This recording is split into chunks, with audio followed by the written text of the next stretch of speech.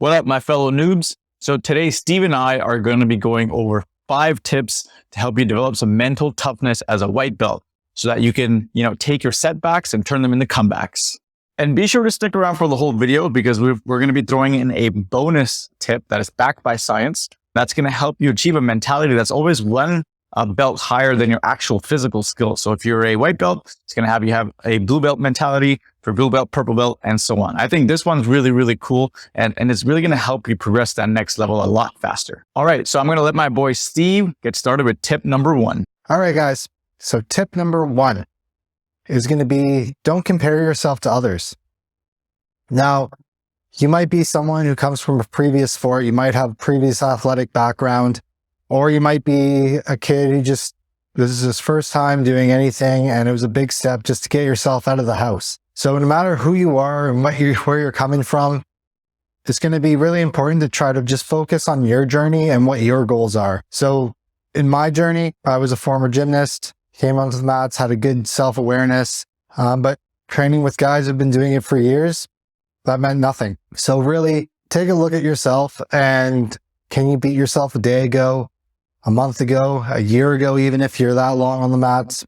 And that's going to be the most important thing, to just keep yourself sane. Just think about what you've done and how far you've come rather than comparing yourself to other people. Tip number 2 is don't try to win practice. You're going to go to the gym. You're going to get tapped. It's going to happen. And you love white belts. You love to spaz. You love to bench press. You love to just wear yourselves out, trying to win with a bunch of stuff that doesn't work and a bunch of stuff that you don't know. So make it your goal to focus on learning the techniques properly, trying to apply those techniques, because the way you're doing it isn't going to work. And you roll against blue belt, purple belt, even a white belt that's been doing it for longer than a month, and you're going to get tapped. So don't try to win practice. Tip number 3 is get yourself a support network. And this one's going to be really important. Just find someone to talk to, whether it's a best friend, someone you're training with, a partner, spouse, dog, cat, doesn't matter. It's going to be really important to have just someone to talk to, because this journey is going to be rough. You're going to have your ups and downs, and it's going to be really important that you have someone to kind of bounce ideas off of and just be able to rant to about how training is going. So find yourself some sort of support network, and that's going to be a huge step in keeping yourself mentally sane and building your mental toughness to be able to do this thing over the long haul. All right. So the next tip, this one's going to sound weird, but purposefully put yourself in bad positions. Okay. Now, if you're new like me, you're going to tell yourself like, hey, I end up in bad positions all the time. So once I finally get a good position, what are you saying? Like if I get mount, I'm going to roll over to guard or things like that?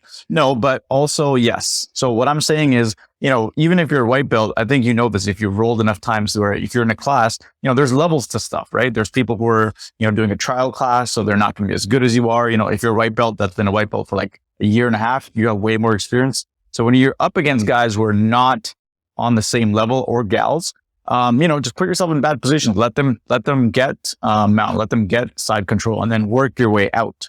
Okay.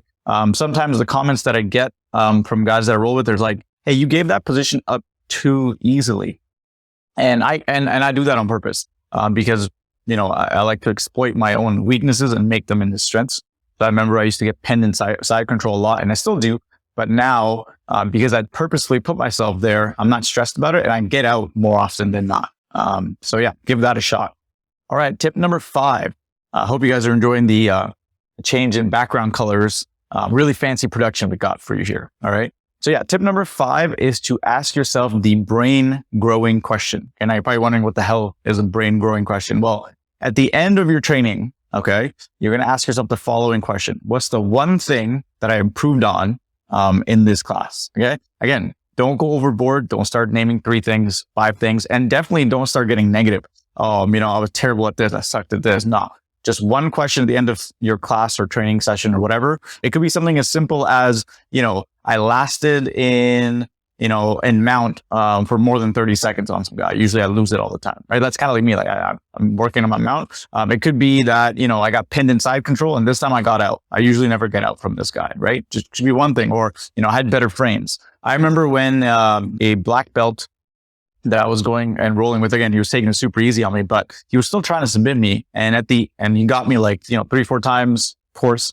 But at the end, I remember he told me, hey, you have really, really good frames. He's like, I actually was really trying to submit you. Like I wasn't going 100%. He's like, you made me work. So thanks. And I was like, hell yes. Okay. Because my frames were terrible. Just 6 months ago, like everyone's like, oh man, I can easily smash your frame. Like you need to know frames, right? Knee and elbow, right? It's simple. So I remember getting that compliment really helped me out. And again, it's because at the end of class, I'd be like, okay, what's the one thing I need? And it'll always be frames, right? So try and do that for yourself and you'll notice a huge improvement in your training. All right, guys, hope you enjoyed those 5 tips. That's the end of no, I'm just kidding. You guys are probably wondering, where's that bonus tip? Well, I got it for you. Before I reveal it though, I want a quick little story. Okay, here's where it's coming from. So the research behind it. So there's a lady named Angela Duckworth. You may have heard of her. She's the author of a book called Grit. So if you read it, you know what I'm about to say. But if not, let me give you a quick little context. So she's a researcher at the University of Pennsylvania. Excuse me as I read stuff so I get it right for you guys. And she studies performance, or mental performance, confidence, things like that. And she wanted to know when the guys join the U.S. military, they go through something called the Beast Barracks, which is like a crazy boot camp style thing. Most people don't make it through. So she wanted to know, what it takes to make it through. Like, why do some people make it through, some don't? Because everyone's kind of similar, right? Everyone got 2 arms, 2 legs, head. So what is a physical capacity? What is it? So at the end of her research, I'll just give you the results because here's what she found. Here's what's interesting. It wasn't strengths, smarts, or leadership potential that accurately predicted whether or not a cadet would finish the Beast Barracks. Okay. Instead, it was grit, the perseverance and passion to achieve long-term goals that made the difference. In fact, cadets who were one standard deviation higher, so like 1 notch higher on the grit scale than some of the other cadets, were 60% more likely to finish Beast Barracks than their peers. Just 1 notch higher. So if you have a scale of 1 to 10, somebody is a 9 on a grit scale versus somebody who's an 8, or somebody who's an 8 compared to a 7, they would be 60% more likely to finish and get through that boot camp. That's crazy, right? That's only 1 notch. Imagine if your mental toughness was 2-3 notches higher. I mean, you'd be a beast, right? So it was mental toughness that predicted whether or not a cadet would be successful, not their talent, intelligence, or genetics. So how do you build this mental toughness, right? Obviously, we gave you some of the tips, but what's the science-backed way? The easiest one to do is go train on days you don't feel like going. That's it. That's the biggest one. In fact, double down on it. On days you don't feel like going, and there's like 2 classes. Let's say there's a 6 to 7 class and a 7 to 8 class. On that day where you don't feel like it, don't just go to the gym. Go there and take both those classes, okay? Because that's going to mentally stress and stretch you. And that's how you're going to end up becoming more mentally tough. So this actual bonus tip is like the biggest one. So out of this whole video, if you want to just pick one, pick this one, run with it, and you can apply the rest later. All right, my fellow NoobJitsu practitioners, if you found these tips helpful, be sure to share them with a friend who is new to jiu-jitsu or just getting started on their journey.